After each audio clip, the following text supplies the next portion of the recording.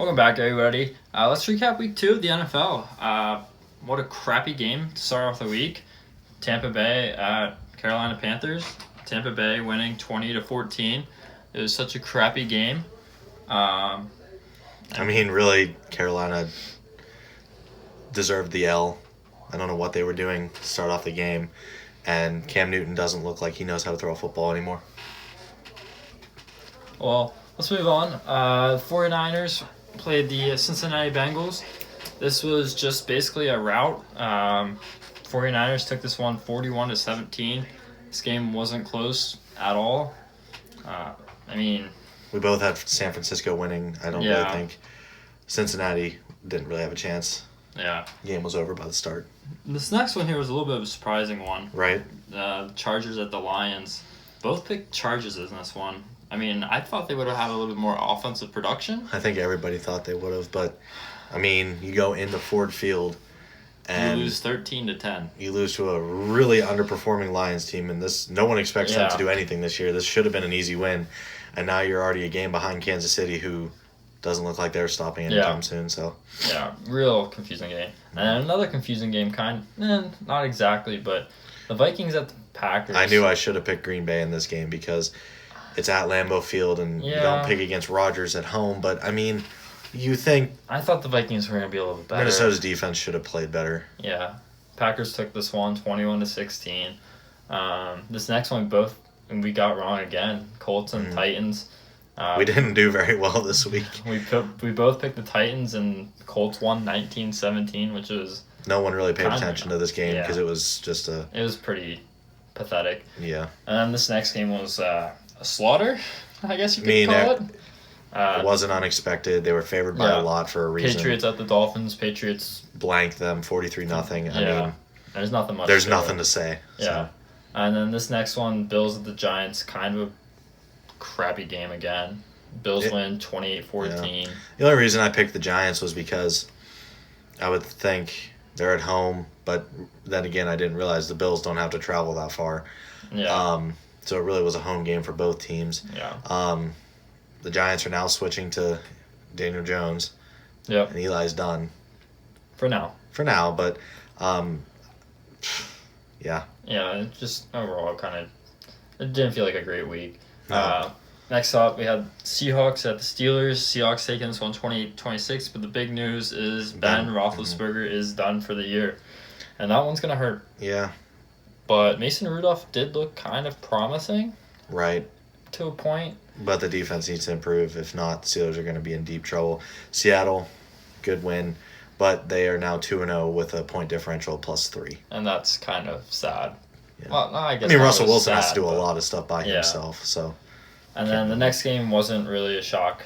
No. Cowboys at Redskins. Cowboys winning 31-21. Thought it would have been a larger point differential, but Dallas was a better team through and through. Yeah. And next game, I think this game was a little bit closer than I was expecting. It was a lot closer. Cardinals at Ravens.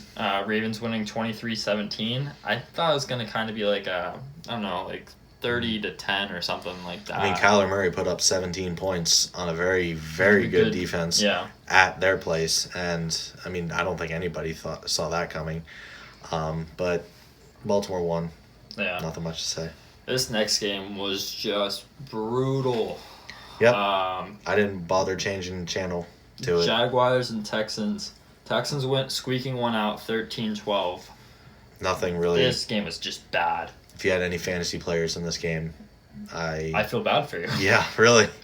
But next game, Chiefs at Raiders. This wasn't all surprising. Chiefs winning 28-10. But the funny part was Oakland was up 10-0. Yeah, I thought Oakland. Well, I thought it would be a little bit more widespread. Not necessarily a fight, but more Chiefs just pure dominating. You only lose by 18. That's kind of major. And that was a first half score. Yeah. It was 28-10 at halftime, and neither team scored in the second half. Which, I guess that speaks to actually how good the Raiders might be. Maybe, or it's just the fact that Kansas City didn't want to try anything or blow Mahomes up. So yeah. Well, next game, kind of a weird. The ending was pretty good. It was very controversial. Bears at Broncos. Bears pulling out a 16-14 win. When they blow a timeout with supposedly 1 second left, but when the play clock, it looked like it hit 0.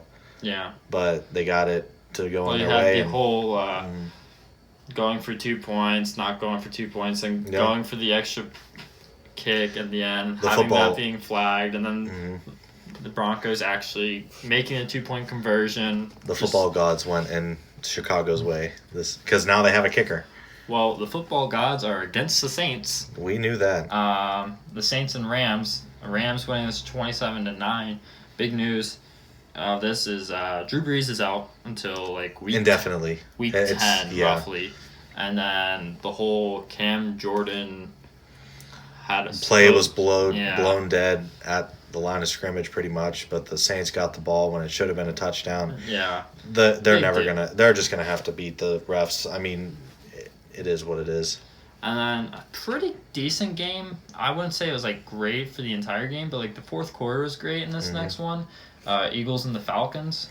Congratulations to the Falcons. If you're Nelson Aguilar, you gotta feel you gotta feel sick, and if you're an Eagle fan, you know who you hate this week.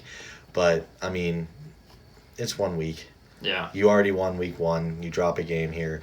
I mean, you're already a game back at Dallas now, but yeah. I mean, oh well. I mean, it's not that you'll big, catch up.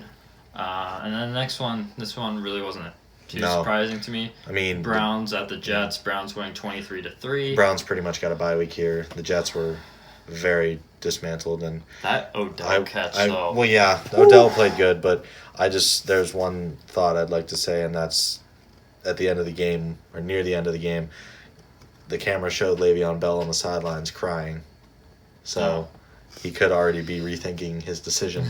But that was week 2. I mean, the injuries were pretty much the big storyline of this. Drew Brees, Big Ben, and now that Eli Manning's being benched, you have 3 all-time quarterbacks not playing this upcoming week, and it's the first time in a very long time since that hasn't happened. Well, in the next one, we're going to do our week 3 projections. So, catch you guys next time.